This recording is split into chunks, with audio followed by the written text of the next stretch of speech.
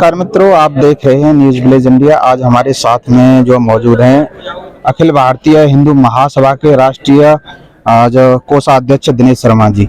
तो सर, मैं जो आपसे जानना चाहूँगा कि जो जन्मभूमि और ईदगाह को लेकर काफ़ी आप जो चर्चा का जो विषय बना हुआ है, आप भी जो है चर्चित रहे हैं। तो आपने एक बार जो है कहा था कि वहाँ पे ईदगाह में हनुमान चालीसा पढ़ेंगे। क्या इसको लेकर अन्य धर्म के जो लोग हैं उनको आहत नहीं पहुँचेगी? देखिए, पूजा पाठ करने का सबको अधिकार होता है जी। ईदगाह एक अतिक्रमण की भूमि पर बनी हुई है। वहाँ पहले भगवान कृष्ण का मंदिर था, तो औरंगजेब आया, उसने भगवान कृष्ण के मंदिर को तोड़कर ईदगाह बनाई है। तो औरंगजेब ने कब्जा किया जमीन पे और इसका कोर्ट में हिंदू महासभा केस लड़ रही है। कोर्ट ने पूजा के अधिकार को स्टे नहीं किया। अभी पूजा मुस्लिम पक्ष भी कर सकता है और हिंदू पक्ष भी कर सकता है। तो हमने ये कहा था, ये हमारे अब कान्हा का जन्म जहाँ हुआ था, हम उसी स्थान पर हनुमान चालीसा का पाठ करेंगे जिससे हमारे कान्हा को अच्छा लगे। तो हमने वहाँ 6 दिसंबर को ऐलान किया था, लेकिन पुलिस प्रशासन ने हमको ये हनुमान चालीसा का पाठ कार्यक्रम नहीं करने दिया, हमको नजरबंद कर दिया। जी जी। नहीं, आपने उसे जो है ईदगाह को भगवान श्री कृष्ण का गर्भगृह बताया। क्या साक्ष्य है आपके पास में? देखिए, भगवान कृष्ण का जन्म कंस की 7वीं कोठरी में हुआ था जी। और औरंगजेब ने वहाँ कंस की जेल के ऊपर जो भगवान कृष्ण के प्रभुत्व ने बहुत बड़ा मंदिर बनाया था, तो औरंगजेब ने आगे उस मंदिर को तोड़ के ईदगाह बनाई। तो हमारा जो असली गर्भगृह है वो ईदगाह के नीचे है। 7वीं कोठरी में भगवान कृष्ण का जन्म हुआ था। नहीं, हम जो साक्ष्य की बात कर रहे हैं, आप साक्ष्य तो हमारे पास पूरे हैं, साक्ष्य तो हमारे पास पूरे हैं, क्योंकि वो मंदिर के नाम जमीन है, खसरा खतौनी मंदिर के नाम जमीन है। उसका जो बिजली का बिल है वो मंदिर देता है और पानी का टैक्स है वो मंदिर का ट्रस्ट देता है। तो सारे साक्ष्य हमारे पास मौजूद है। ईदगाह के पास तो कोई बिजली का बिल तक नहीं है। जी जी। ईदगाह के पास नहीं है। आपकी शिकायत के अनुसार वहाँ पे छापेमारी भी की गई है। ऐसा था, वहाँ सन 1959 से बिजली चोरी हो रही थी। जब से मथुरा में बिजली आई थी तभी से वहाँ बिजली चोरी हो रही थी। तो हमने उसकी शिकायत माननीय मुख्यमंत्री से की थी। तो माननीय मुख्यमंत्री ने संज्ञान लेते हुए वहाँ बिजली विभाग ने छापा डाला। तो छापे के दौरान वहाँ बिजली चोरी पकड़ी गई।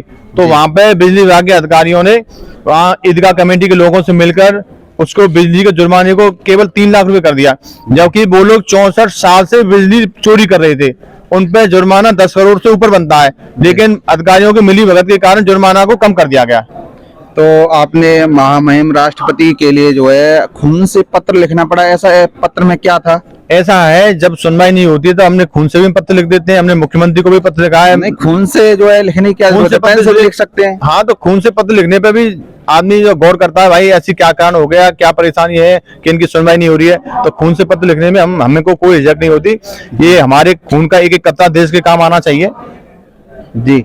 और जो है और लोगों के लिए आप जो क्या संदेश देना चाहोगे? हम सभी से यही कहते हैं कि अब हिंदू जाग चुका है। अब हिंदू अत्याचार सहन नहीं करेगा।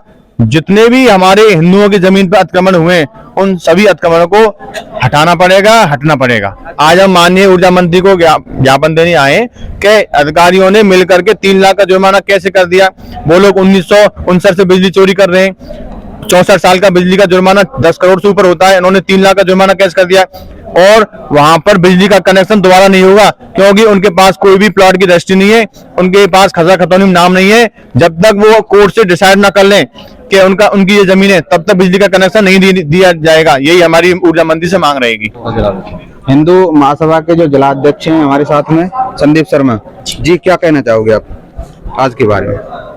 आज की मेन तो हम मंत्री जी, ऊर्जा मंत्री जो यहाँ आए हुए हैं, जिनके लिए ज्ञापन देना चाहेंगे जी, क्योंकि पिछले वर्ष दिनों आप राष्ट्रीय अध्यक्ष जी, कोषाध्यक्ष जी ने जो बताया 59 साल से बिजली चोरी हो रही है। आज तक किसी बसपा सपा किसी सरकार की हिम्मत नहीं, किसी की ताकत नहीं उसमें जाके चेक करके आ सके। इन स्थितियों को देखते हुए हम ये कहेंगे, योगी आदित्यनाथ की भाजपा की सरकार में कम से कम इतनी गनीमत तो है कि जाके वहाँ चेकिंग हो गई, चेकिंग होने के बाद में छापा पड़ गया। लेकिन जो मिली भगत से, कर्मचारियों की मिली भगत से जो इन्होंने कार्य किया है, 3 लाख रुपए का जो जुर्माना ने सुनिश्चित किया है, वो जुर्माना कम से कम 10 से 12 करोड़ रुपए ने सुनिश्चित होता है। 64 साल में एक आम आदमी से जो बिजली चोरी करता है उसकी बिजली काट दी जाती है। काटने के बाद में उससे चक्रवृद्धि ब्याज वसूली जाती है, उसकी छूट दे दी जाती है। लेकिन इन्होंने तो कुछ ब्याज की खा चल रही है, तो जम्फर डाल के, केबल डाल के और इस तरीके से चोरी कर रहे हैं। तो इनका तो अत्याचार हो रहा है, पहले से अत्याचार करते चले आ रहे हैं, अभी भी अत्याचार इनका जारी है। तो मैं जानना चाहूंगा कि इतनी जासूसी से हिंदू महासभा पता कैसे कर रही है ईदगाह के बारे में? अपने ठाकुर जी भगवान श्री कृष्ण का कार्य है जी जासूसी नहीं है। हमारा धर्म का जो कार्य है, जो धर्म के प्रति हमारी जो प्रेरणा है, श्रद्धा है, उस कार्य को हम बखूबी निभाएंगे और जहां तक हमारी ताकत होगी वहां तक उस कार्य के लिए निश्चित जाएंगे। जी जो अभी जो है हमारी जो है वार्तालाप ईदगाह और जन्मभूमि को लेकर हिंदू महासभा के जिला अध्यक्ष संदीप शर्मा और दिनेश शर्मा कोषा अध्यक्ष जी से हुई। तो इस वीडियो को आप लाइक करें, सब्सक्राइब करें और शेयर करना न भूलें।